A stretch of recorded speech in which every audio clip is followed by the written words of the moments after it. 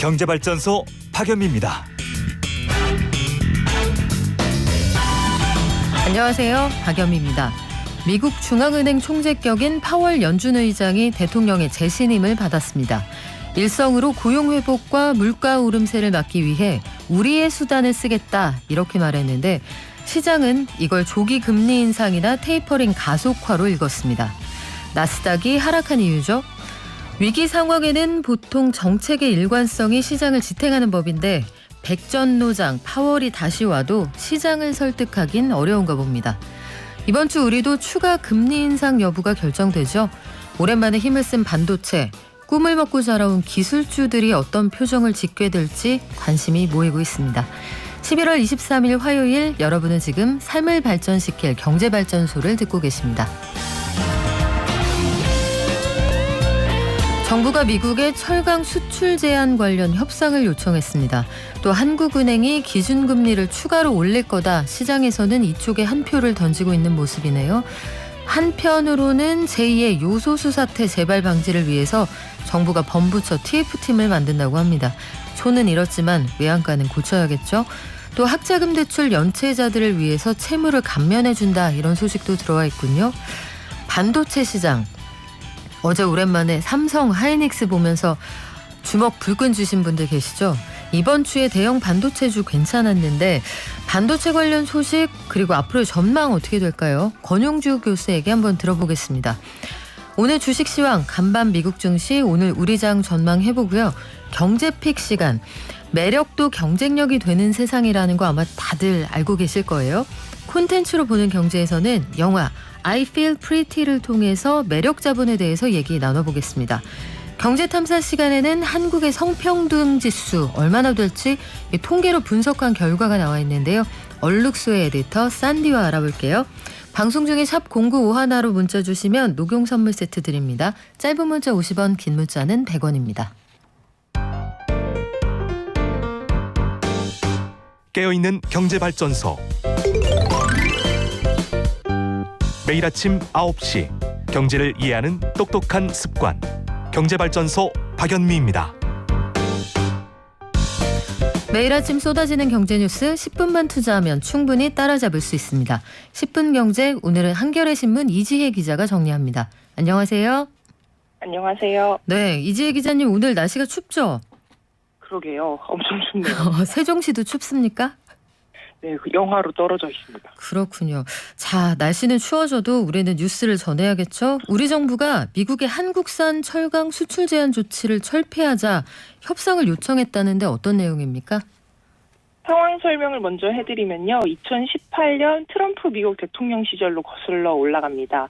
이때 트럼프 정부는 미국의 자동차 그리고 철강 산업 보호를 위해서 무역 확장법 232조를 발동을 했는데요. 이게 외국산 수입 제품이 미국의 국가 안보를 위협한다고 판단이 되면 수입을 긴급 제한하거나 고율 관세를 매길 수 있도록 한 규정입니다.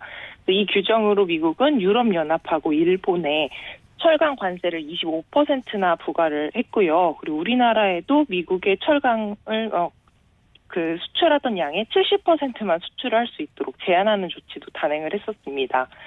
그런데 최근에 미국 조 바이든 대통령하고 유럽연합의 우르줄라 폰테어라이엔 집행위원장이 만나서 미국하고 유럽연합 사이의 철강 관세 분쟁을 끝내기로 합의를 하는데 이르렀습니다. 그동안에 EU산 철강에 매겼던 25%의 관세를 철폐하고 그리고 유럽연합도 역시 미국산 철강 제품에 매겼던 10% 보복 관세를 철회를 한 건데요. 이제 우리 정부도 발빠르게 움직여야 하는 상황이 온 겁니다. 이유가 이런 틈을 타서 철강 제품의 가격 경쟁력을 챙긴다면 한국산 제품이 설 자리를 잃게 될 수도 있기 때문입니다. 우리의 주장은 한국 철강이 미국을 해치지 않는다 이런 얘기인데 미국 반응은 어떤가요? 그동안에 우리 정부가 한미 국장급 회담 등 다양한 경로를 통해서 수입 제한 조치에 대해서 꾸준하게 재협상을 요구를 해왔는데요. 미국은 구체적인 답변을 피해왔습니다. 하지만 유럽연합과의 합의도 있었고 최근에는 일본하고도 관련 협상을 개시했기 때문에 우리 쪽도 철강 수입 제한 조치가 개선될 수 있을 거라는 기대를 해볼 수 있는 상황이기는 합니다. 또 지난 19일에 여한구 산업통상자원부 통상교섭 본부장하고 미국의 캐서린 타이 무역대표부 대표가 통상장관 회담을 가졌는데 이 자리에서도 우리 정부는 수입 제한 조치 철회를 거듭 언급을 했다고 하고요. 여 본부장 이야기로는 미국 쪽 대표가 이번에 한국에 와서 그 협상을 하면서 철강 이슈가 우리에게 굉장히 중요하고 민감한 사안이라는 걸 잘 이해하고 돌아갔다. 그래서 앞으로도 계속 협의가 진행될 거다. 이렇게 밝힌 상황입니다. 네, 이번에 금리 소식이 준비돼 있죠. 한국은행이 25일에 기준금리를 결정하는데 올릴 거다. 이쪽에 한 표를 던지는 분위기네요. 네, 특별한 변수가 없는 한에는 한국은행이 기준금리를 연 1%로 올리는 것은 약간 기정사실화되고 있는 듯합니다. 지난해 3월부터 시작된 그 사실상의 제로금리 시대가 20개월여 만에 막을 내리는 건데요. 2년 8개월 동안 이어져 오던 그 금리 인하가 지난 8월부터 상승 기조로 바뀌면서 내년 기준금리는 심지어 2%에 도달할 거다. 이런 관측까지 나오고 있습니다. 문제는 영끌족과 비투족입니다. 자산 증식을 위해서 빚을 내서 투자를 하거나 집을 산 투자자들은 사실 발등에 불이 떨어진 건데요. 예전에는 집값이 수개월 만에 수억 원씩 오르기도 했으니까 매달 수백만 원씩 내야 되는 이자 부담이 대수롭지 않게 여겨졌었는데 최근에는 집값 상승세도 주춤하다 보니 대출 이자 부담이 좀 크게 느껴지고 있는 겁니다. 지난 3분기만 해도 빚투 규모가 7, 8, 9월 3개월 연속으로 24조 원대를 유지하면서 역대급으로 올라온 상황인데요. 반대 매매 규모도 역대 최대치를 기록하고 있습니다. 어려울 때는 취약계층이 어쩔 수 없이 빚을 내는 경우가 많은데 금리 인상의 속도를 조절하자 이런 얘기는 없습니까? 일각에서는 대출 이자로 인해서 그 서민들 부담이 커질 수도 있다 이런 우려가 있기는 한데요. 거시적인 관점에서 보면 금리 인상은 좀 불가피하다는 것이 전문가들 사이에 공감됩니다. 우리 경제가 양호한 회복세를 이어가고 있기 때문에 기준금리도 코로나 영향을 받기 전 수준으로 돌아가야 하고 그러려면 내년 상반기까지 최소 2차례 정도 기준금리 인상이 필요하다는 건데요. 그런데다가 미국의 그 금리를 또 올리려고 하니까 이런 추가 인상 압력도 이어질 가능성이 있습니다. 그렇군요. 제2의 요소수 사태를 막기 위해서 정부가 범부처 TF팀을 만든다고요? 예, 범부처 경제안보 핵심 품목 TF가 정확한 이름인데요. 이번 달 안에 신설될 예정입니다. 요소수처럼 수급 위험이 있는 핵심 품목들을 골라서 다방면으로 집중 관리를 하겠다는 취지입니다. 예전에 그 일본 수출 규제 당시에는 소재, 부품, 장비를 어떻게 하면 국내에서도 공급할 수 있을지를 고민을 했었는데 이게 요소수처럼 불가능한 품목들도 있다는 점이 이 문제가 굉장히 복잡한 이유입니다. 도저히 우리나라에서는 가성비가 안 맞아서 그 시장 논리로서는 국내 생산이 불가능한 품목들도 있고요. 미리미리 사둬서 비축을 해두기에도 어려운 품목들도 있다고 합니다. 그래서 이번 TF는 단순히 관리하는 품목을 늘리는 수준이 아니라 그 모니터링을 좀 질적으로 업그레이드하고 공급망 이슈에 대응하는 장기적인 체제를 정비할 예정이라고 합니다. 그렇군요. 학자금 대출 연체자들에게 채무 감면을 해준다 이런 얘기도 들어와 있군요. 예, 그동안에는 학자금 대출의 원금 감면은 사망을 하거나 혹은 심신 장애가 생기는 경우에만 적용이 가능했는데요. 이제는 통합채무 조정 제도를 통해서 원금을 최대 30%까지 감면받을 수도 있고요. 최장 20년까지 분할 상환도 가능해졌습니다. 금융위원회는 이번 그 청년 채무부담 경감 지원 대책을 통해서 2020년부터 연간 2만 명 정도의 학자금 대출 채무가 조정되는 효과를 볼 수 있을 거라고 전망했습니다. 네, 지금까지 한겨레 신문 이지혜 기자였습니다. 고맙습니다. 감사합니다.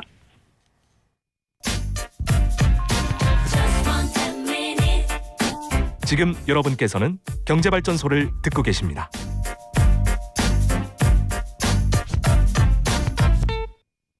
네, 살들의 추억님, 공전은 공정하네요. 세종도 영화군요. 야, 이거 오늘의 장원이네요. 이 문장력이 어마어마하십니다. 늘 느끼는 건데요. 이번에는 한동안 얼어붙어 있던 반도체 시장으로 가볼까 하는데 어제 훈풍이 불었죠. 삼성전자, 하이닉스가 오랜만에 많이 올랐습니다. 오늘 시장은 삼성전자가 오른 채로 시작을 했다가 지금 보합세인데 하이닉스는 약간 더 떨어지는 분위기네요. 반도체가 다시 살아나는 건지, 그리고 현대 기아차도 이제 반도체 수급이 괜찮아져서 동반 상승을 할 수 있을지 권용주 국민대 교수에게 한번 물어볼까요? 안녕하세요. 네, 안녕하세요. 네, 교수님, 반도체 시장이 살아날 것 같으세요? 어때요? 살아나야죠. 그렇죠. 지금 뭐 말씀하신 것처럼 그 삼성전자나 뭐 SK 하이닉스 같은 대형 반도체주들의 주가가 조금씩 올라가고 있잖아요. 지난주 미국 증시에서 여러 가지 뭐 얘기가 나왔었는데 마이크론 테크놀로지 주가가 10% 급등을 했죠. 이게 뭐 긍정적으로 작용한 것으로 보인다 이런 분석도 있는데 어떻게 보면 그 자동차 쪽에서도 반도체 수급이 앞으로 조금 원활해지지 않겠나. 왜냐하면 이제 공장들이 새롭게 들어선다고 하니까 그런 기대감들이 많이 반영되는 것 같습니다. 그렇군요. 지난주부터 미국에 출장을 가 있는 이재용 삼성전자 부회장 소식도 여러 가지 기대감을 보태는 이유가 되는 것 같네요. 아무래도 이제 미국의 반도체 2공장 투자를 결정했지 않습니까? 그러면 이제 대체 미국에서 얼마나 많이 만들 것이냐. 그러면 이제 미국의 반도체의 공급난이 조금 해소될 것이라는 기대감도 있을 거고. 그리고 이제 그 미국의 우리나라 자동차 회사도 전기차 공장을 미국에 짓기로 했잖아요. 그 당연히 이제 반도체 수급이 필요할 것이고 이제 그런 것들이 여러 가지 복합적으로 작용을 한 것 같은데 미국 의회가 이런 얘기를 했습니다. 삼성전자가 반도체 공장 후보지를 압축해서 이번 주에 공식 발표할 건다. 근데 그 신규 파운드리 공장 건설 장소는 미국의 텍사스주 테일러시가 유력하게 거론된다. 뭐 이렇게 보도가 됐었는데 뭐 이건 뭐 가봐야겠죠. 그래요. 뭐 뚜껑을 열어봐야 알겠지만 어쨌든 한미 양국에 서로 윈윈하는 결과가 나오지 않을까 싶은데 앞서서 미국 상무부가 했던 조치가 썩 탐탁지가 않았습니다. 그렇죠. 79개 글로벌 기업을 대상으로 해서 공급망 자료를 내라. 삼성하고 하이닉스도 요 반도체 관련해서 민감한 자료들 제출을 요구를 받았는데 네. 이번 출장에서 이재용 부회장이 백악관, 뭐 의회 핵심 관계자들을 만났다고 하잖아요. 어떤 얘기했을까요? 뭐 여러 가지 얘기했겠죠. 삼성전자가 계획했던 제2파운드리 공장 투자안에 대해서 얘기를 나눴을 거고요. 그다음에 그 지금 말씀하신 것처럼 미국 상무부가 글로벌 기업 대상으로 대체 반도체 어디에 얼마나 팔았는지 다 갖고 오라고 했잖아요. 삼성전자도 제출을 했고. 그러니까요. 미국 정부가 최근에 그 SK 하이닉스 중국 현지 공장에 그 EUV 반도체 장비 반입도 반대를 했지 않습니까? 이게 결국 이제 반도체를 둘러싼 경쟁이 국가 간의 패권 전쟁으로 흘러가는 양상이란 말이에요. 이런 가운데 세계 메모리 반도체 1위 기업의 총수가 미국의 반도체 핵심 관계자들 또는 미국의 국가 핵심 관계자들을 만나서 이런저런 논의를 한다라는 것 자체가 이제 뉴스거리가 되는 거고 어떻게 보면 이제 미국은 모든 반도체를 미국에서 만들어서 미국의 기업들에게 공급을 하라라는 요청을 하는 거 아니겠습니까? 네. 그러면 이제 우리나라 기업에서는 이렇게 얘기할 수 있겠죠. 그래, 해줄게. 그러면 어떻게 좀 통 크게 보조금 좀 만들어봐. 우리가 뭐 투자하든 뭐든 결정할게. 이렇게 그쵸. 충분히 딜을 할 수가 있겠죠. 인센티브를 좀 준다고 하죠? 그렇죠. 뭐 여러 가지 뭐 얘기들이 나올 겁니다. 우리도 예를 들어서 누군가가 우리나라에다가 그렇게 크게 반도체 공장 짓는다고 하면 자치단체가 인센티브 많이 내놓잖아요. 그렇죠. 세금도 깎아주고요. 그렇죠. 미국도 마찬가지인 거죠. 지금 관심은 그런데 이런 반도체가 과연 이제 자동차 쪽에다가 얼마나 많이 풀리겠냐라는 부분이지 않습니까? 그래서 이제 그 아무래도 삼성전자가 자동차 반도체 쪽에도 좀 많이 관심을 갖고 좀 해주는 게 좋지 않겠나라는 게 이제 자동차 회사들의 바람이긴 하죠. 차량용 반도체 투자 이것도 관심이 많습니다. 우리가 차량용 반도체가 없어서 지금 현대기아 특정 모델의 경우에는 오늘 사면은 1년 뒤에 받는다 이런 얘기가 있거든요. 이 투자 많이 늘어날까요? 투자가 많이 늘어나야 되는 게 맞는데 그 지난번에 제가 말씀드린 것처럼 자동차 반도체가 이익이 많이 안 남는단 말이에요. 그러니까 하긴 해야 되는데 이익은 많지 않고 그래서 아마 그 일정 기간 또는 그 일정 물량에 대해서 어느 정도 합의를 해야 가능할 텐데 현실적인 건 지금 부족한 건 사실이에요. 네. GM 같은 경우에도 옵션을 뺐습니다. 최근에 겨울에 많이 사람들이 선호하는 엉덩이 열선 시트 있죠? 그 흔히 열선 우리가 시트. 엉따 단추라고 하잖아요. 그거 없으면 좀 엉뜨라고 하죠. 곤란한데요. 네. 엉뜨 엉차 이렇게 얘기하잖아요. 네. 뜨겁게 하고 차갑게 하고 그 옵션을 뺐습니다. 그래요? 그 BMW 같은 경우도 그 디지털 디스플레이 옵션을 좀 빼기도 하고요. 이런 것들이 결국은 소비자 입장에서 보면 옵션이 빠지면 구매하기가 좀 꺼려지잖아요. 그렇죠. 네, 그러니까 오히려 구매를 조금 보류하게 만드는 효과가 나오니까 이 반도체 수급에 대해서 자동차 회사가 빨리 좀 해결하고 싶은 욕망이 있단 말이죠. 그런 것들을 반도체 회사가 이렇게 투자나 대규모 공장의 건설로 좀 해결해주지 않겠나라는 기대감이 반영이 되는 겁니다. 그래요. 이게 참 계륵 같은 존재가 아닐까 싶어요. 수익성은 안 나오는데 이게 없으면은 자동차의 그레이드가 확 떨어진단 말이죠. 자, MS하고 아마존하고 신사업 논의도 오간다 이런 얘기가 있네요. 삼성하고 어떤 관계가 있을까요? 아무래도 이제 정보통신기술 대표 기업들이 모여가지고 회동을 하지 않습니까? 여기서 보면 M&A를 좀 진행할 수도 있지 않겠나라는 예상이 나와요. 이 부회장이 이제 22일에 사티아 나델라 마이크로소프트 최고 경영자하고 아마존 고위 관계자를 접견했다라는 보도가 흘러나왔는데 이게 MS 같은 경우는 마이크로소프트는 삼성전자나 AI 클라우드사도 중요한 파트너지 않습니까? 그러다 보니까 이제 미국의 바이오 기업도 만나고 사실 삼성 입장에서 보면 세계 최대의 어떻게 보면 기업이잖아요. 네. 그러니까 세계 최대 이동통신 기업 버라이즌도 만나고 그러니까 이 분야를 가리지 않는 거죠. 왜냐하면 모든 분야에서 반도체가 다 필요하잖아요.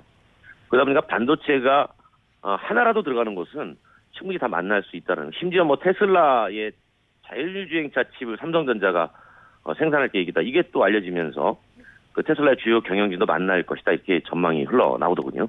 이게 만약에 공시로 나온다, 보도가 된다 하면은 상당한 호재가 될 것 같은데, 자, 그 와중에 우리가 낀 나라로서 어려운 상황에 또 처해 있기도 합니다. 중국에 새로 공장 장비를 좀 들여가려고 하는데 미국이 중국 공장에 장비 추가 안 돼 이렇게 반대하고 있다면서요? 극자에서 노광 장비 얘기하는 건데 SK가 중국에다가 도입해가지고 좀 하려고 했더니 미국이 예전에 EUV를 만드는 곳이 이제 네덜란드란 말이에요. 네덜란드 ASML이라는 회사인데 그쪽에다 이런 얘기를 했었죠. 동맹은 사실 비동맹 국가에다가 이렇게 좋은 장비를 팔지 않는다. 은근히 압박을 한 적이 있었어요. 내 친구면 다른 애랑 놀지 마 이런 얘기인가요? 그렇죠.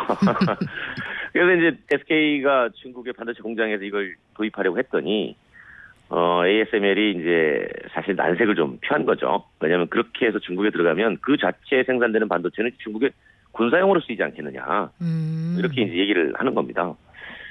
그래서 이제 우리가 조금 상황이 어렵긴 한데 어쨌든 이 생산성을 높여주는 핵심 장비이기 때문에 아마 삼성도 마찬가지고 우리가 보통 ASML을 우리가 이렇게 부르거든요. 슈퍼을이다. 슈퍼을. 네. 그러니까 을인데 갑보다 더 힘이 센. 이게 소위 말하는 을질이 가능한 회사군요. 그렇죠, 그렇죠. 왜냐하면 이게 워낙 첨단 공정인데 이거 전 세계에서 이 회사만 만듭니다. 이 이재용 부회장이 삼성에 빨리 납품하라고 직접 날아갔던 그렇죠. 기억이 있습니다. 네. 그렇죠. 그래서 이제 대만의 TSMC도 ASML을 많이 확보하고 있죠. 그쪽에서도 이제 만들어서 빨리 우리 먼저 줘라. 라고 이제 이렇게 요청을 하고 있는 회사인데 어쨌든 여러 가지 면에서 보면 미국 파운드리 제2공장에서도 EUV 장비를 구축을 할 수밖에 없으니까 아마 이 EUV 확보 경쟁이 앞으로 미중 간의 패권 사이에 끼어가지고 이것도 상당히 흥미로운 관전 포인트가 될 것 같아요. 근데 미국의 입장은 알겠는데 우리는 우리대로 장사를 해야 되잖아요. 그렇죠. 이게 한국을 방문한 캐서린타의 미국 무역대표부 대표 국가안보를 거론하면서 우리가 중국에 장비 들여가지 못하게 했다. 공식적으로 인정을 하는 셈인데 우리는 어떻게 해야 돼요, 교수님? 사실 어떻게 할 방법이 있을까요? 좀 잠깐 들어서 기다리라고 하면 안 될까요, 미국에? 한번 그런 얘기는 충분히 이미 했겠죠. 예를 들면 이제 장비가 중국에 들어가서 우리나라 기업이 반도체를 만드는데 그 장비가 없어가지고 반도체를 못 만든다. 근데 미국이 이걸 막고 있다. 그러면 우리는 미국을 설득하는 방법밖에 없습니다. 그렇게 해서 만들어진 반도체가 사실 중국의 군사용이나 기타 다른 곳에 쓰이지 않고 여러 가지 가전제품이라든가 이런 곳에만 쓰인다라는 어떤 입증을 해주는 방법밖에 없는 거죠. 왜냐하면 지금 바이든 행정부가 나서가지고 이 미중 간의 반도체 패권 경쟁을 하는 거잖아요. 바이든 행정부도 이전에 트럼프 정부의 기조를 그대로 중국과의 관계는 받지 않았습니까? 네. 그러니까 네덜란드의 ASML뿐만이 아니라 네덜란드 정부에다 대다고 압박을 합니다. 네덜란드 정부 입장에서는 또 미국의 압력이 있으니까 부담스럽겠네요. EUV의 중국 수출 허가를 우리 지난번에 중국 정부가 우리나라 요소 수출 제한한 것처럼 네. 네덜란드는 EUV의 중국 수출 허가를 계속 보류하고 있는 거예요. 아, 그 결국은 이제 우리가 설득할 수밖에 없는 과정이죠. 그래요. 우리가 장사하면서 이렇게 해야 되나 싶은 경우가 많은데 미국의 반도체 공급 우선권을 주겠다. 이 정도로 협상 카드를 좀 제시해보는 건 어떨까 여러 가지 생각을 하게 됩니다. 교수님 여기까지 들을게요. 지금까지 네. 국민대학교 권영주 교수였습니다. 고맙습니다. 감사합니다. 이번 주부터 날씨가 좀 부쩍 추워지죠. 지금 천안에서 눈 사진 보내주신 분 계십니다. 독립기념관 방면 2km 지점인가요? 고속도로 사진을 찍어 보내주셨는데 거의 크리스마스 트리처럼 이렇게 하얗게 눈이 내려있는데 참 예쁘네요. 안전운전 하시기 바랍니다. 연말 송년회 이런 것도 오랜만에 계획하시는 분들도 많을 텐데요. 사회적 거리두기 꼭 유지해 주시고요.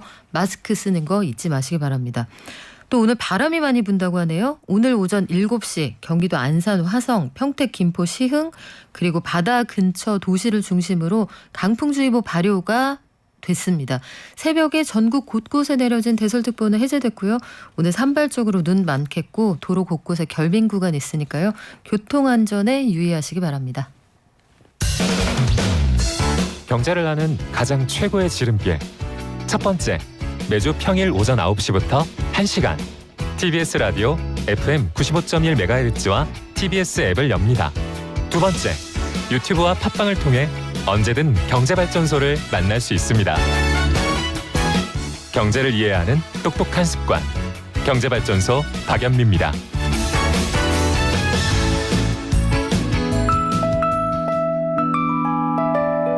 개미 한 마리, 개미 두 마리, 개미 세 마리가 사과를 들고 하나, 둘, 셋.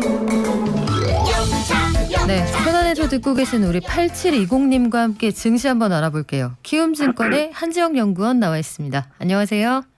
네, 안녕하세요. 네, 간밤 미국 증시 나스닥이 1% 넘게 빠졌네요. 네, 미국 증시에도 조금 찬바람이 불었다라고 볼 수가 있고요. 장 초반에는 바이든 대통령이 파월 의장을 연임시키려고 했다는 이러한 소식과 또 시카고 경제활동 지수 등 일부 경제 지표들이 좋은 모습을 보임에 따라 상승 흐름을 보였지만 이후에 다시 인플레이션에 대한 경계 심리 속 미국의 주요 국채금리 급등이 성장주를 중심으로 차익 실현 압력을 가함에 따라 나스닥이 1% 넘게 빠지고 S&P도 0.3%대 하락, 또 다우는 플러스 0.05%대 상승세를 보이는 등 전반적으로 좀 하방 압력이 심했던 하루였다라고 볼 수가 있습니다. 네, 바이든 대통령이 차기 연준 의장으로 파월 의장 재신임했다는 소식이 들어와 있었는데 증시에서는 별로 반기는 것 같지는 않네요.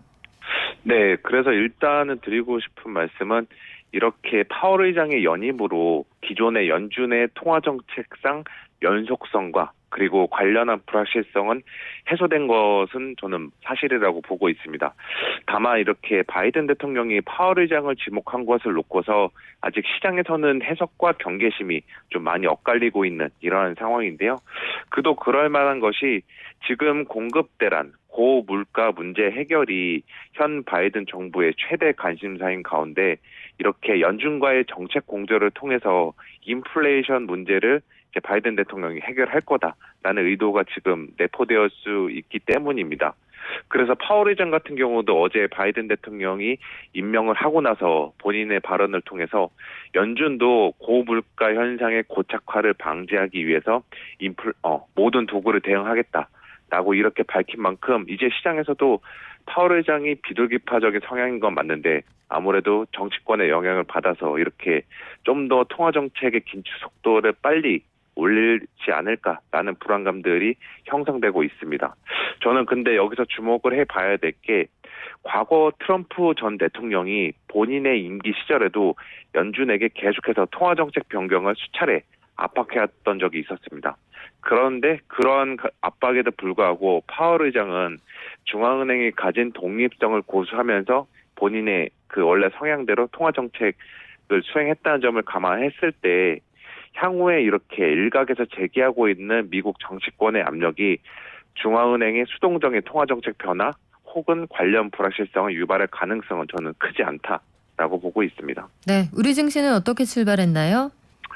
일단 어제 1% 넘게 거의 상승한 것에 대한 좀 쉬었다 가기 장세로 지금 코스피가 0.1%대 하락, 코스닥은 지금 0.5%대 하락세를 보이고 있고요. 어제 급등세를 보였던 삼성전자, SK 하이닉스 같은 경우도 단기적인 차익 실현 물량이 나오면서 조금 주가가 약세 흐름을 보이고 있습니다. 그리고 NFT, 메타버스와 같이 최근에 계속해서 쏠림 현상이 있었던 이러한 그 주도 테마주들은 오늘도 가격 조정이 이어지고 있고요. 오늘 종목단에서 가장 눈에 띄는 종목은 셀트리온 그룹주 3사 주가들이 거의 4% 넘게 주가가 급락을 하고 있는데, 이거는 과거 2018년도에 민주당이 국정감사에서 계열사 간 부당 거래를 문제 빌미사 그 근거로 분식회계 문제를 제기했었는데, 오늘 좀 전에 전해진 언론 보도에 의하면은 지금 금감원에서 이렇게 셀트리온 3사에 대한 회계 조사 심의에 착수했다는 소식이 전해졌습니다. 그래서 이러한 부정적인 뉴스가 이렇게 셀트리온 그룹주들에게 악재로 작용하고 있는 이러한 상황입니다. 네, 마지막으로 한 가지만 짧게 여쭤볼게요. 반도체주 이거 가는 거예요? 아니면 힘든 거예요? 저도 짧게 일단 대답하면은 들고 가셔도 좋다라고 보고 있습니다. 네, 믿을게요. 그래서 반도체주 네. 주가 같은 경우도 이제 거의 바닥을 찍었다라고 저도 개인적으로 보고 있고요. 나중에 기회가 되면 말씀드리겠지만 전체적으로 지금 상황은 더 이상 나빠지지 않을 것으로 보고 있기 때문에 지금부터는 계속 들고 가시는 게 맞다라고 보고 있습니다. 네, 나중에 스튜디오로 오셔서 반도체 얘기 한번 길게 해주세요. 네, 알겠습니다. 네, 지금까지 키움증권의 한지영 연구원이었습니다. 고맙습니다. 네, 감사합니다. 아빠 찬스다 뭐다 그러잖아요. 아직도 우리 사이는 불평등하구나. 개선될 거 기본적인 거. 소상공인이 웃으면서 이렇게 장사할 수 있고 살아갈 수 있게끔. 우리 경제에서 기회만큼은 진짜 공정해야 된다, 평등해야 된다라고 생각합니다. 노력하면 지속 가능한 그런 살맛 나는 경제. 바쁜 생활 속에서 반드시 챙겨야 하는 경제 소식. 경제 이슈의 핵심을 짚어드립니다. 발빠른 경제발전소 박연미의 경제픽. 네, 이건 좀 긴 문자인데 꼭 소개해드리고 싶어서 읽어드리고 갈게요. 8731님, 오늘 부모님이 15년 동안 운영하신 가게 정리하는 날입니다. 아침 8시, 새벽 2시까지 고시촌을 지키셨어요. 며칠 문 닫고 여행 가자고 해도 손님 기다린다며 문을 열었습니다. 담배도 있고 까치 담배도 파셨군요. 고시촌이라서 믹스커피도 팔고 정이 많으셔서 외지 나와서 공부하는 학생들 감자 고구마도 쪄서 주시고 합격한 손님들이 찾아오기도 했었는데 이렇게 지키던 자리를 떠나신다고요. 15년 동안 고시촌 비전마트 이용해 주신 분들 감사하다고 말씀하셨습니다. 제가 TMI 하나 방출하자면 저도 여기 어딘지 알거든요. 저도 몇 번 가봤던 것 같은데 고시촌이 많이 바뀌었습니다만 이런 마음만은 좀 유지가 됐으면 좋겠습니다. 자, 제 옆에 그 사이에 손님 오셨는데요. 요즘에 스트릿 우먼 파이터 이제 갈라쇼까지 하거든요. 연말에 공연도 예정이 돼 있는데 여러분은 어떤 댄서를 가장 매력 있는 댄서로 보셨습니까? 첫눈에는 노제 씨 아니면 허니제이 씨 이런 분들이 한눈에 확 들어왔는데 가면 갈수록 우리 아이키 씨에 대한 매력 자본이 철철 흘러넘친다 이런 반응이 많거든요. 유머러스함, 됨됨이, 리더십, 실력 이런 것들이 인정을 받아서인데 이런 걸 바로 매력 자본이라고 한다고 하네요. 그래서 오늘 박연미의 경제픽에서는 콘텐츠로 보는 경제, 매력도 경쟁력이 되는 세상, 매력 자본에 대해서 한번 공부해 볼게요.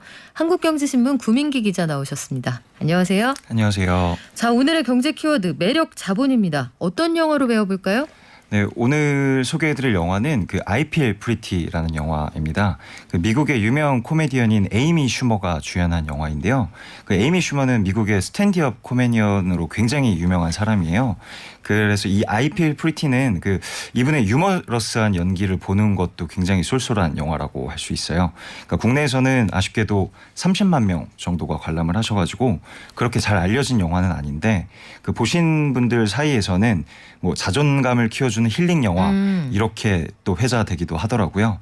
이게 되게 재밌는 데다가 또 생각할 거리도 되게 많아가지고 오늘 소개 들어보시고 와 재밌겠다 하시면 진짜 꼭 한번 보시는 걸 추천드리는 영화입니다. 네, 30만 분의 2가 이 스튜디오에 있는데 이 제목을 잘 보시면 I am pretty가 아니에요. 나는 예뻐가 아니고 I feel pretty예요. 나는 예쁜 것 같이 느껴잖아요. 네, 맞습니다. 왜 제목을 이렇게 지었을까? 간단하게 영화 내용을 좀 살펴볼게요. 르네 어떤 사람입니까? 네, 여기 주인공 르네는 아까 말씀드렸던 에이미 슈머가 역할한 캐릭터인데요. 그러니까 르네는 외모에 자신감이 없고 소심한 사람이에요. 그러니까 뚱뚱하고 생긴 것도 되게 별로인 캐릭터로 나와요. 그러니까 그러다 보니까 매장에서 마음에 드는 옷을 발견해도 사이즈를 이렇게 묻는 게 되게 두려워가지고 발걸음을 돌린다거나 아니면 뭐 덩치가 커서 드세다는 소리를 들을까봐 식당에서 되게 웨이터를 막 크게 부르고 막 이런 것도 되게 잘 못해요. 그렇게 소심한 캐릭터인데, 그러니까 그녀에 대한 이 외모에 대한 컴플렉스는 직장 생활로까지도 이어지는데요. 그러니까 화장품을 좋아하는 르네가 일하는 곳은 명품 화장품 브랜드인데, 그러니까 르네는 화려하게 장식된 본사에서 일하는 것을 꿈꾸는데 반해서 정작 본인이 일하는 데는 차이나타운 구석에 마련된 온라인 지부였던 거죠. 대면할 필요가 없는 곳에서 일을 하고 그래서 자신감이 없어서 그 실력은 있는 듯 본사 채용에 도전을 하지 못하죠. 네, 맞습니다. 그런데 말씀하신 것처럼 외모에 자신이 없어서 손해를 보는 타입이다 이런 생각 드는데 본인이 매력 자본이 없다고 느낀 건가요? 일단 지금의 르네는 그렇다라고 할 수 있는 게요. 뭐 사회란 게 사실 사람이 주는 매력에 따라서 뭐 손해를 보기도 하고 뭐 이득을 보기도 하고 뭐 그렇잖아요. 근데 뭐 물론 그 외모 같은 외적인 모습뿐만 아니라 그 사람마다 지닌 매력이라는 게 있어서 이 매력이라는 거는 뭐 외모뿐만 아니라 인간성이 될 수도 있고 뭐 미소나 뭐 말투, 자신감 같은 태도가 될 수도 있고요. 그래서 오히려 외모가 별로더라도 아까 말씀해 주셨던 대로 뭐 다른 매력이 있다면 주관적으로 멋지다라고 느껴지기도 하고요. 뭐 뒤에서 말씀드리겠지만 르네도 첫 인상보다 더 가치 있는 매력을 찾게 되는 것이 이 영화의 내용이기도 합니다. 그러면 오늘의 키워드는 매력 자본인데 사실 생각해보니까 우리가 언제부터 매력을 자본하고 합성해서 사용하기 시작했나 이런 생각이 들어요. 이거 누가 처음 쓴 말인가요? 그렇게 오래된 또 용어는 아니에요. 그러니까 매력 자본이라는 거는 2010년 그렇게 오래되지 않았죠. 그러니까 캐서린 하킴 런던 정경대 교수가 제시한 개념인데요. 그러니까 자본이라 하면 대다수는 뭐 돈이나 토지, 뭐 공장 같이 경제적 자본을 떠올리잖아요. 경제학 시간에 배우는 전통적인 자본이네요. 그렇죠. 네. 경제학 시간에서 되게 많이 보셨을 텐데, 그러니까 이렇게 자본은 사전적 의미로 새로운 부를 창출하는 생산 수단이기 때문인데요. 뭐 경제학이 계속해서 발전하기 시작하면서 여러 가지 개념도 나오기 시작했어요. 그래서 뭐 교육을 통해서 높아진 생산성을 일컫는 뭐 인적 자본이라는 개념도 있고요. 그리고 사회생활을 통해 확보한 인적 네트워크인 사회적 자본이라는 개념도 있고요. 그래서 하킴은 여기에다가 덧대어서 매력 자본이라는 것을 추가한 건데요. 그러니까 매력도 부, 명예 등 뭐 새로운 부가가치를 낳는데 도움을 주는 자본이 된다라는 의미입니다. 이게 실제로 통계로 입증이 됩니까? 네, 이게 되게 또 이색적인 연구가 진행이 된 적이 있어요. 뭐 이런 연구는 보통 영국에서 많이 하긴 하는데 이번엔 또 호주 멜버른 대학교에서 진행을 했더라고요. 2009년에 이를 뒷받침하는 연구가 나왔는데요. 뭐 성인 2,000명을 대상으로 외모하고 연봉의 상관관계에 대해서 설문조사를 했어요. 그러니까 자신을 평균보다 잘생겼다고 생각한 그룹 를 만들어 놓고 I feel handsome 그룹인가요? 그렇죠. 네. 그러니까 객관적으로 뭐 잘생겼다 기준은 없으니까 뭐 이런 식으로 나눴겠죠. 그러니까 그런데 이 사람들의 연봉이 평균 9,100만 원에 달했다라고 해요. 그러니까 반면에 이 반대로 스스로 평균보다 못생겼다라고 한 그룹은 평균이 5,500만 원 정도였다라고 합니다. 결과적으로 봤을 때 외모가 3,600만 원의 연봉 차이를 만들었다라고 할 수 있죠. 그래요. 연봉 차이가 외모에 대한 자신감을 가른 것 아닌가 이런 생각도 해보면서 자 매력 자본으로 다시 들어가 볼게요. 행동 경제학이라는 게 있잖아요. 그러니까 인간의 행동을 심리사회학적 배경을 가지고 들여다보는 건데 매력 자본이라는 것도 이 행동 경제학의 틀로 볼 수가 있습니까? 네, 맞습니다. 뭐 행동 경제학이라고 하면은 인간의 행동을 뭐 심리학이나 말씀해 주셨던 대로 뭐 사회학, 생리학 등의 관점에서 바라보는 경제학의 한 분야인데요. 뭐 인간은 비합리적일 수밖에 없다는 전제를 두고 경제학을 전개해 나가는 학문이에요. 뭐 한때 서점가를 진짜 달궜던 개념이기도 하죠. 그러니까 사람들의 행동을 눈치채지 못하게 이끌어서 뭐 다른 결과물을 낼 수 있다라는 뭐 너치 효과라고 있다라든가 아니면 뭐 사람들이 현상을 이해하는데 사고 구조에 따라서 다른 선택을 한다는 프레이밍 효과 등이 행동 경제학의 주요한 예시인데요. 그러니까 매력 자본 이론도 행동 경제학의 뭐 후광 효과 이론이랑 닮았다라는 평가가 많이 나와요. 그러니까 후광 효과 이론이라고 하면은 사람들은 뭐 특정 대상에 두드러진 특성을 통해서 연관되지 않는 다른 특성을 좋거나 나쁘다라고 평가할 수 있다라고 하는 겁니다. 후광 효과 이론은 마케팅 분야에서도 많이 나오는데 가령 식당 인테리어에 어떤 포인트에 힘을 줬더니 손님들이 뭐 음식까지 되게 맛있다라고 느끼더라라는 식인 거죠. 그렇군요. 다시 영화로 돌아가서 르네의 매력 자본은 어떤 거였습니까? 아까 말씀하셨을 때 일반적인 그 미의 기준에서는 벗어난 외모를 가지고 있다라고 하셨어요. 네, 이야기가 뭐 전개되면서 르네의 매력이 나타나기 시작하는데요. 네, 여기 르네한테 이제 큰 변화가 생겨요. 소심했던 르네가 헬스장에서 스피닝 수업을 듣다가 그 헬스장에서 자전거 타는 그런 수업들 있잖아요. 네. 그거 타다가 자전거에서 떨어지면서 머리를 부딪힙니다. 뇌진탕. 네. 가벼운 뇌진탕. 그러더니 정신을 잃는 거죠. 네. 정신을 잃어서 눈을 떴는데 르네한테 굉장히 큰 변화가 생겨요. 자기 눈에 비친 자신의 모습이 너무 예뻐 보이는 거예요. 거울 속에 내가 완벽해졌군요. 그렇죠. 허벅지도 되게 매끈하고 팔은 또 너무 가늘어 보이는데 여기서 또 반전이 있어요. 네. 그러니까 그녀의 모습은 그대로였다라는 건데요. 그러니까 정신이 이상해지면서 자, 그러면 남들이 보는 그의 외모는 그대로였지만 본인이 느끼는 자존감이 굉장히 올라갔다는 뜻이에요. 네네. 이후에 이 매력 자본이 높아진 르네에게 어떤 변화가 일어납니까? 여러 가지 뭐 계기로 자신감이 충만해지는데요. 뭐 누구보다도 뭐 우아하게 뭐 쇼핑을 한다거나 아니면 식당에서 예전에는 하지 못했던 주문을 굉장히 당차게 한다거나 그리고 또 본사로 달려가서 이력서를 냅니다. 그리고 당차게 자신을 어필하면서 자신감을 이렇게 계속해서 내비치니까 뭐 형편없어 보이는 사람도 이렇게 자신을 어필을 하니까 이게 먹혀들었고 또 르네는 본사에 취업까지 성공하게 됩니다. 그래요. 취업에 성공한 이후에 오너 일가에게 굉장히 당당하게 이런 것들 어떻게 화장하면 좋겠어요. 의견을 제시를 하고 승승장구를 하게 되잖아요. 네, 맞습니다. 이 영화에서 굉장히 그 여러 가지 반전이 좀 등장을 하게 되는데 르네가 여기에서 끝나는 게 아니잖아요. 다시 한번 사고를 당하지 않습니까? 네, 맞습니다. 또 르네가 머리를 다치게 되는데요. 정신이 이제 다시 돌아오는 거죠. 그러니까 다시 자신이 뚱뚱했던 배와 허벅지를 직시하게 되는 거예요. 그러니까 남들이 보기에는 똑같은데 자신은 그걸 인지하지 못하는 거죠. 그러니까 르네는 나의 모습이 진짜 바뀌었다고 생각하고 있었으니까 그거를 이제 인지하지 못하고 또 이제 자괴감에 빠지게 되는 거예요. 그 결과 르네는 자신감을 잃고 일상생활에서도 잠수까지 해버리게 됩니다. 그러면서 이제 페인같이 시간을 보내다가 우연히 자신이 예뻤다고 착각했던 시절 사진하고 현재 사진하고 비교를 하게 되는데요. 두 사진이 그렇게 크게 다르지 않았다라는 것을 또 발견하게 돼요. 그리고 정말 중요했던 건 자신감이었다라는 걸 깨닫게 되고요.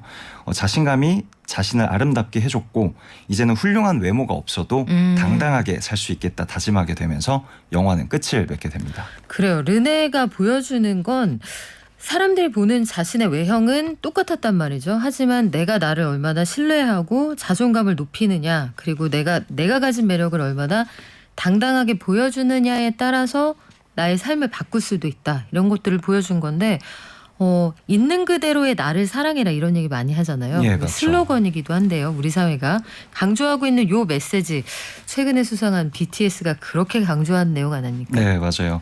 그 BTS가 그 예전에 그 유엔에서 연설했던 거 기억하시죠? 그때 BTS가 Love Myself라는 주제로 연설을 했었어요. 그 나 자신을 사랑하자 뭐 그런 메시지였는데요. 그러니까 많은 사람에게 되게 감동을 줬던 연설로 기억되고 있고요. 그리고 요즘 가사들 보면은 뭐 누가 뭐라 해도 뭐 난 나야, 뭐 난 나를 사랑해, 뭐 이런 가사들 엄청 많이 나오잖아요.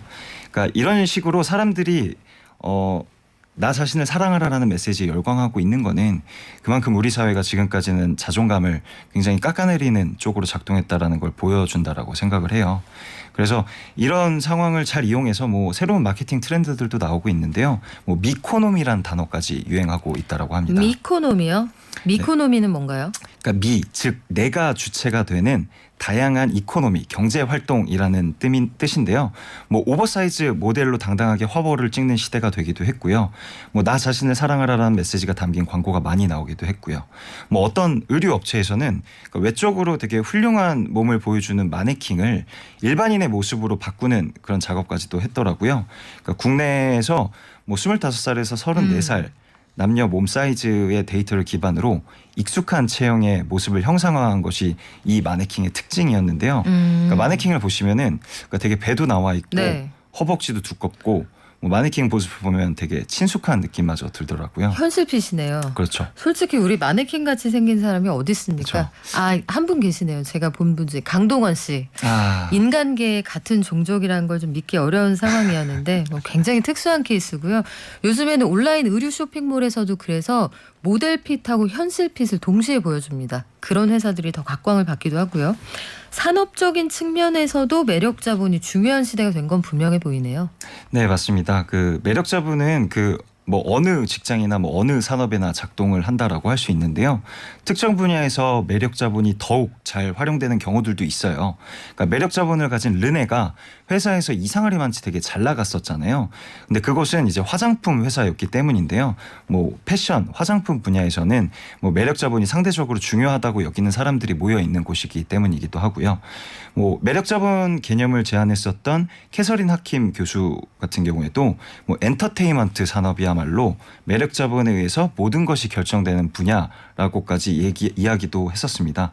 뭐 엔터테인먼트 산업은 당연하게도 뭐 음악, 영화, 드라마 같이 감성적인 콘텐츠를 판매하기 때문에 그만큼 매력 자본에 크게 좌우된다라는 건데요.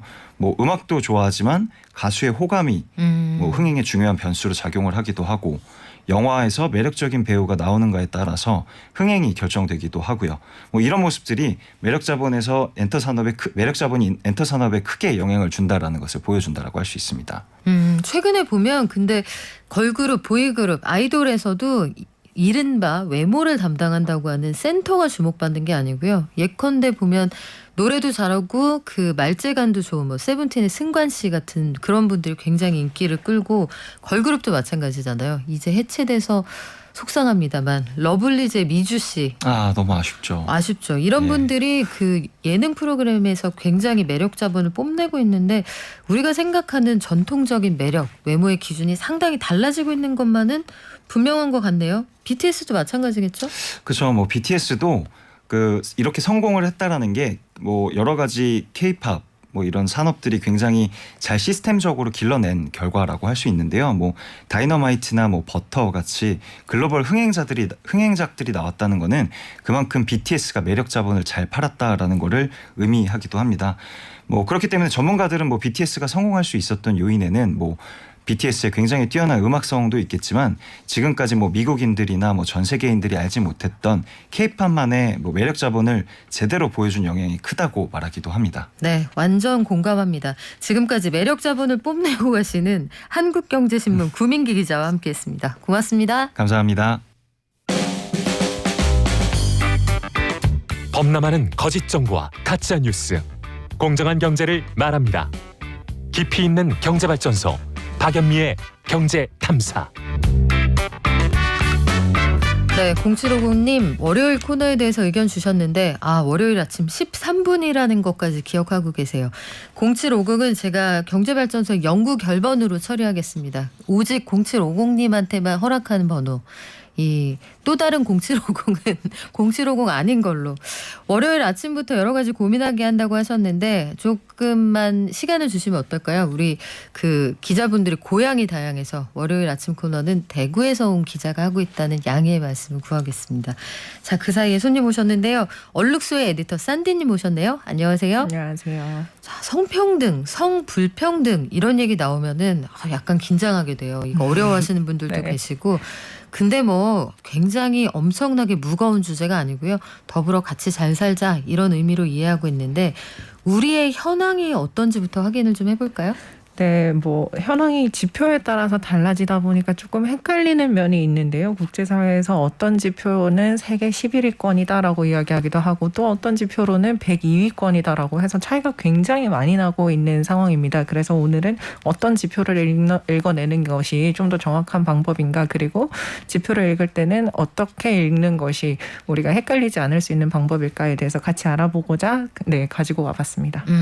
성불평등 지수, 성격차 지수, 이름이 어려운데요. 성불평등 지수, GII, 이거는 어떻게 해석하면 되나요? 네, GII는 일단 유엔개발계획에서 2010년부터 발표하고 있는 지수입니다. 임신 그리고 출산 과정에서 모성이 산모가 사망하는 지표라든가 아니면 청소년의 출산율 그리고 성별에 따른 중등교육 참가율 같은 것들을 기준으로 해서 측정을 하게 되다 보니까 한국 같은 경우에 상대적으로 굉장히 점수를 잘 받고 있는 상태예요. 그래서 2015년부터는 꾸준히 10위권 안에 들어가고 있고요. 2020년에는 바로 전년도에는 11위권으로 진입을 한 상태입니다. 등수보다 중요한 것이 사실 점수일 텐데 성불평등 지수 GII 같은 경우에는 0점에서 1점까지의 분포를 갖게 되는데요. 1점에 가까울수록 평등하다는 의미입니다. 그래프를 하나 같이 보실 수 있을 텐데요. 2020년에 점수가 조금 안 좋아지고 있지만 그래도 꾸준히 같은 점수, 비슷한 점수대를 유지하고 있는 상황이고요. 한국은 0.064점이고 1위 국가 같은 경우에는 스위스로 측정이 되는데 거의 0점에 가깝고요. 2위가 덴마크, 3위가 스웨덴입니다. 1점에 가까울수록 불평등하다 이런 뜻이죠? 네, 맞습니다. 자, GII 추이를 보면은 한국의 현황이 크게 달라진 것 같지는 않습니다. 그런데 성불평등 지수 GGI라는 게 있다고 하는데 그건 어떻습니까? 네, GGI 같은 경우에는 한국을 102위권이다라고 평가했던 바로 그 지표이기도 한데요. 이 GGI 같은 경우에는 경제 참여라든가 경제적인 성취는 어떤지 그리고 정치의 권한 등은 또 어떠한지를 좀 종합적으로 평가를 하고 있습니다. 여기에서 이거 역시 0에서 1점까지의 점수를 갖게 되는데 이게 또 헷갈리는 게 GII 앞서 소개해드렸던 지표 같은 경우에는 1점에 가까울수록 불평등하다라는 뜻인데 GGI는 반대로 1점에 가까울수록 평등하다라는 뜻이 됩니다. 그래서 해석을 하실 때 반대로 해석을 하셔야 되는 게 되고요. 두 번째 그래프를 같이 보여드리려고 하는데요. 점수가 꾸준히 상승되고 있는 모습을 볼 수가 있습니다. 이게 올라갈수록 평등하다는 뜻이기 때문에 한국 사회의 평등도는 조금 더 좋아지고 있는 상황이다라고 하는 것이고요. 다만 측정된 156개 국가 중에서는 102위에 머무르고 있는 상황이다라고 보실 수 있겠습니다. 근데 사실 118위까지 떨어졌었어요. 아, 그래요? 네, 그래서 118위까지 떨어졌다가 102위까지 다시 올라가고 있는 상황이다라고 보실 수 있고요. 1위 같은 경우에는 아이슬란드, 2위와 3위가 각각 핀란드와 노르웨이, 유럽권 국가들입니다.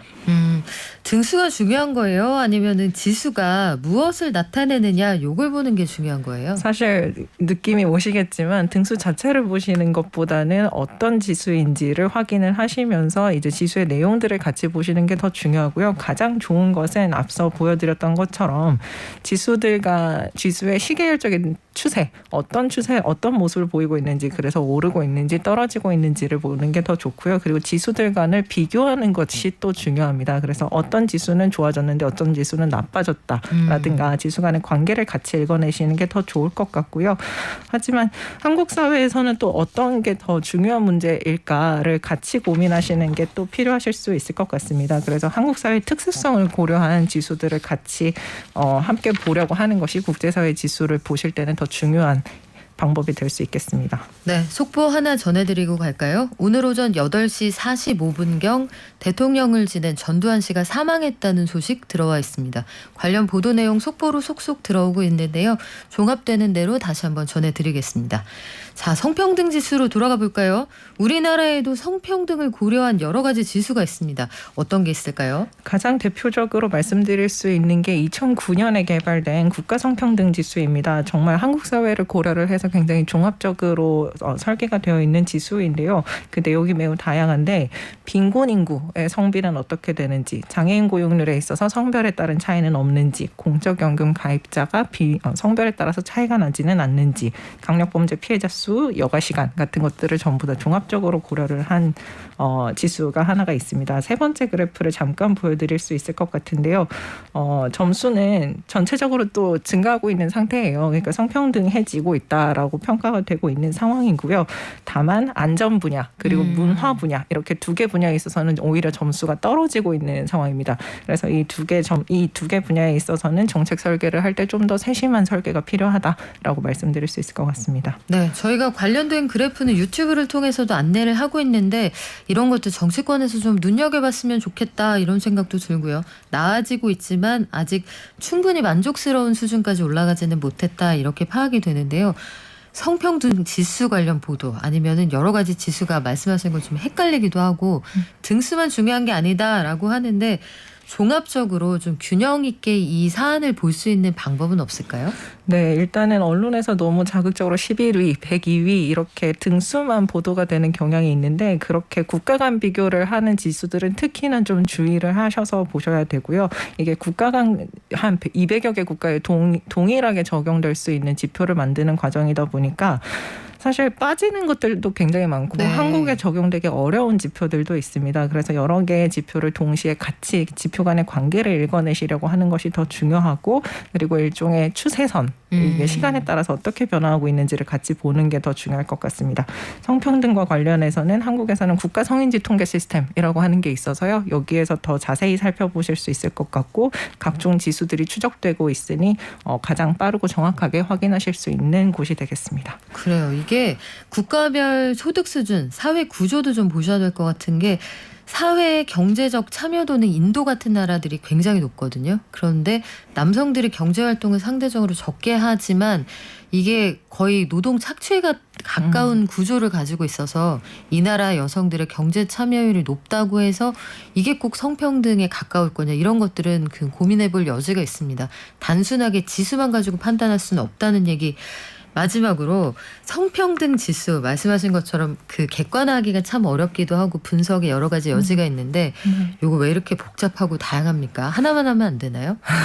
네, 사실 지표의 역사들을 꼭 굳이 성평등 분야뿐만이 아니라 뭐 다양한 지표들이 등장했다가 사라지기도 하고 나중에 다른 지표로 대체되기도 하고 하는데요. UNDP만 하더라도 이번에 GII뿐만이 아니라 2010년에 발표한 GII뿐만이 아니라 그 전에도 GDI, GEM 같은 지표들이 있었습니다. 근데 GII로 바꿔내는 과정에 있었던 것이고요.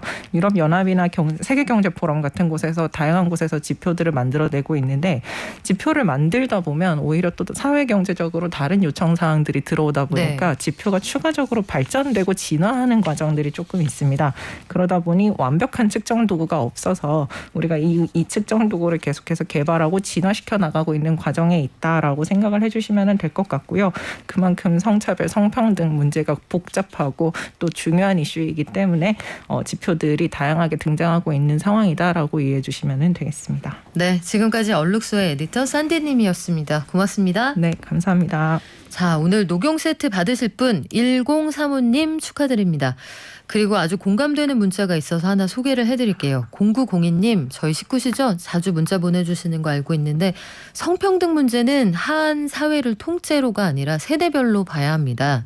40대 이상 세대에서 여성이 받은 불평등을 이후 세대에게 동일하게 적용하는 건 지금의 MZ세대가 성평등 정책 등에 반감을 갖는 이유가 아닌가 싶습니다. 즉 아버지 세대가 했던 이 불평등한 행위를 MZ세대가 애프터 서비스하게 하는 게 맞느냐. 이게 아마 2030 남성들의 고민이 아닐까 싶은데 공감하고요. 각 세대 상황에 맞는 적절한 대책이 필요하다고 생각합니다. 맞습니다. 공감합니다. 7905님 I love me 자존감 높이는 거 정말 중요하다고 생각합니다. 어깨 펴고 자신감 있게 당당하게 긍정적으로 삽시다 했는데 맞습니다. 우리 오늘도 깨끗하게 맑게 자신 있게 즐거운 하루 보내시고요. 저희 내일 다시 돌아올게요. 건강 조심하십시오. 발전.